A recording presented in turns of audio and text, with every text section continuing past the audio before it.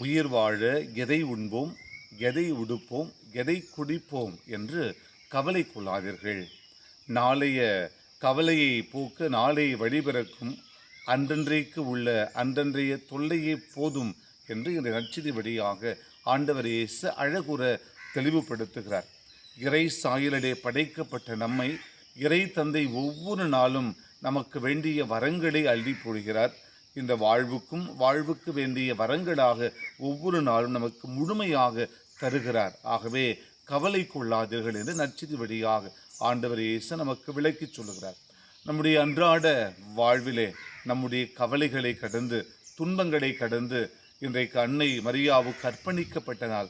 அன்னை மரியாவை போல கடவுளை நோக்கியே நாம் வாழ்ந்திட, கடவுள் மீது கொண்டிருக்கிற அசைக்க முடியாத நம்பிக்கையில் அன்றாட வாழ்வின் கவலைகள் நீங்கி, கலக்கங்கள் நீங்கி, துன்பங்கள் நீங்கி நாம் மகிழ்வுடன் வாழ்ந்திட வரங்கள் கேட்போம், மன்றாடுவோம். அன்பை உருவான இறைவா, எங்கள் வாழ்வின் துன்பங்களை, கவலைகளை கடந்து உம்மீது மட்டும் அசைக்க முடியாத நம்பிக்கை கொண்டு வாழ்ந்திட எங்களுக்கு அருள் தாரும் இறைவா. ஆமென்.